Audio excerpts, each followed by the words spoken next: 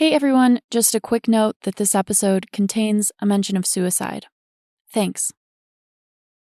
Scoot was my dad's nickname. I'm not sure why or where it came from, but I know he had a red, blue, and white woolen hat with Scoot knit into the front.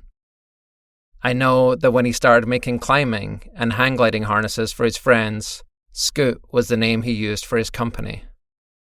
From pictures, stories, and a scattering of memories, I know he loved nature and the outdoors.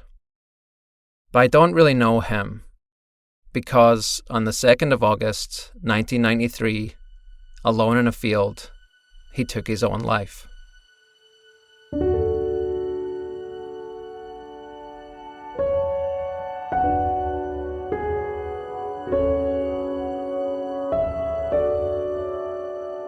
That day, my mom faced the impossible task of telling 3 young children that their dad was gone. She told us that he died in a hunting accident. Then, she set about the task of being parent enough for both of them, something she managed with room to spare.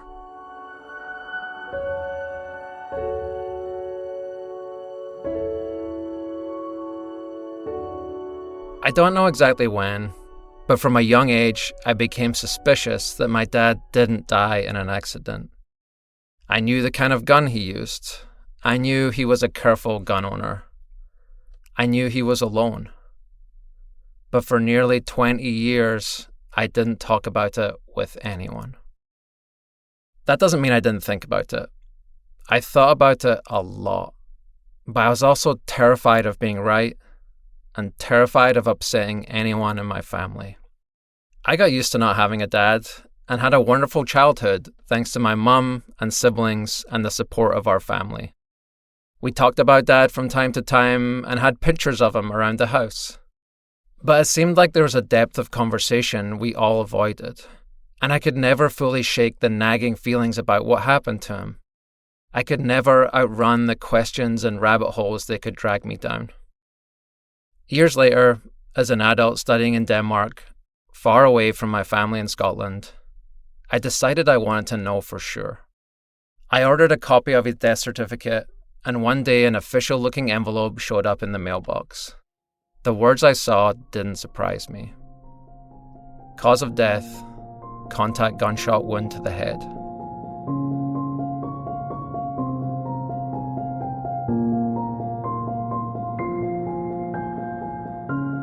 I then went through a pretty tumultuous period. I was angry, sad, lost, and confused. Every time I went home to see Mom, I'd psych myself up to ask her about what happened. But I just couldn't bring myself to do it.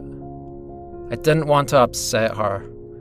I didn't want to make her feel bad for not being able to tell us the truth. I didn't want to seem ungrateful for all the things she'd done for me and our family. Just before my 26th birthday, I moved to America and tried to get on with my life. But holding this all inside wasn't working. In the lonely aftermath of a breakup, I realized that shielding this secret had been part of every relationship I'd ever had. Family, friends, partners. I'd kept them all away from the thing I needed them to understand most.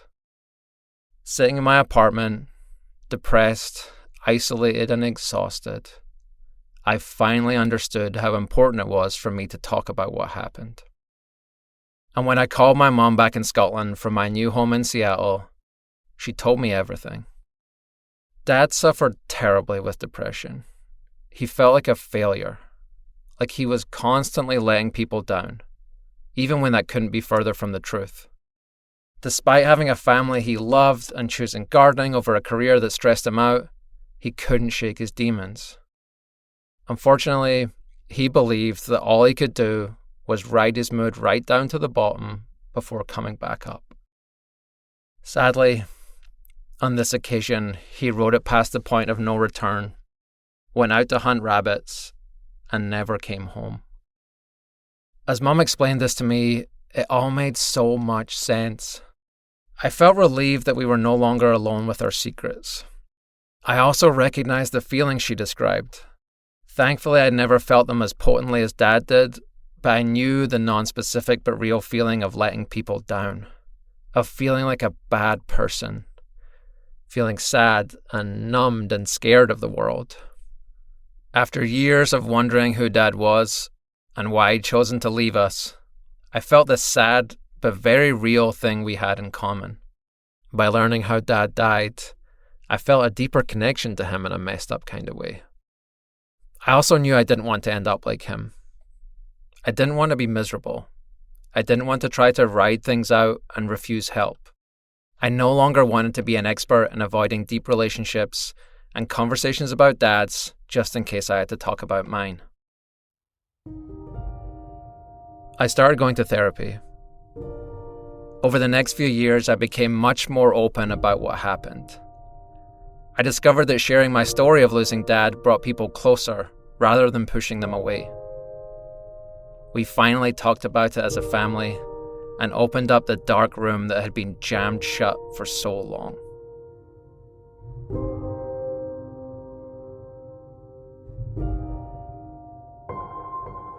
Not long before the 25th anniversary of that dreadful day, I visited Patagonia in Argentina. On a cold and stunning morning, I went out on a hike. I watched the wind sweep clouds to meet their reflection in the lake in front of me.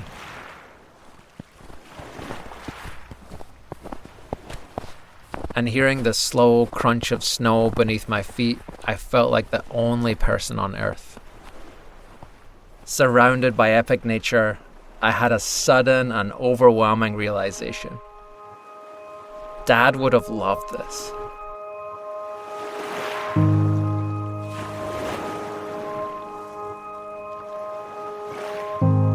It made me so happy, so grateful to think of him in his element, to imagine him looking around in awe the same way I was now. I bet he would know what kind of bird just swooped by.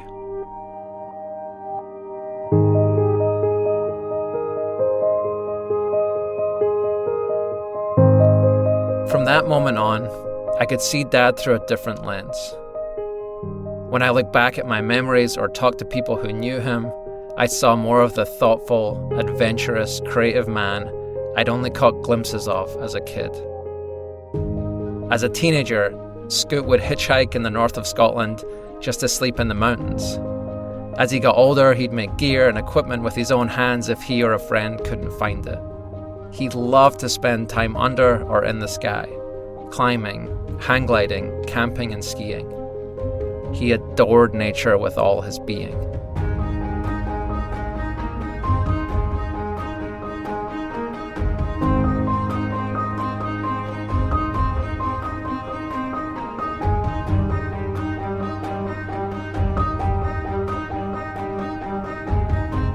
Since that day in Argentina, I've spent more time outside, surfing, camping, running, swimming, and it always makes me feel more grounded, more grateful, more alive.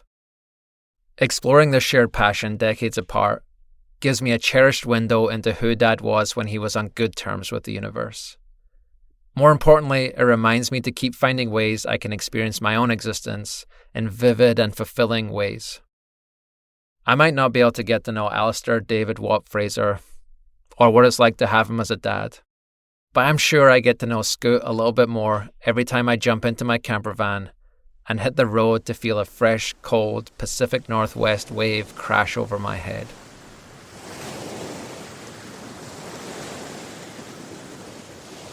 After decades of wondering why he's gone, I'm beginning to understand why Dad was here. And ready to keep exploring why I am, too.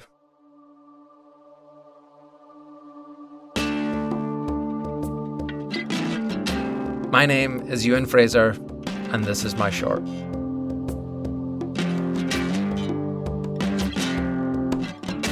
Euan, thank you so much for sharing your story. If you or someone you know needs help, please call the National Suicide Prevention Lifeline at 1-800-273-TALK or 1-800-273-8255. Our stories come from friends of friends, and from you, our community. If you have a compelling idea for a guest or a story lead, give us a shout. You can find the submission form on our website, dirtbagdiaries.com. Music today is from Kai Engel and Brendan O'Connell. The tracks are courtesy of the artists or Free Music Archive. Jacob Bain and Niskoda composed our theme song. You can find links to the artists at our website. This episode was produced by me, Cordelia Zars, with additional production help from Ashley Langholtz and Becca Cahal. Artwork by Anya Miller. Becca Cahal is our executive producer. Fitz Cahal is our creative director. I'm Cordelia Zars. Thanks for tuning in.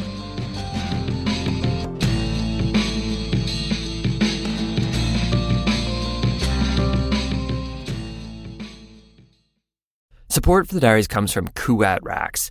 They've released the Ibex, an overlanding truck bed rack that handles substantial loads both on and off the grid, because we could all use some time off the grid, seriously. Constructed from lightweight yet durable aluminum, the black powder coat is made for all the nature you can throw at it. Available in different frame sizes to accommodate most truck models, the Ibex is engineered for adventure with versatile full and half-height configuration. It's an ecosystem of adventure possibilities. For more details, visit kuat.com. Kuat, because you will absolutely love this bed rack and go dope places.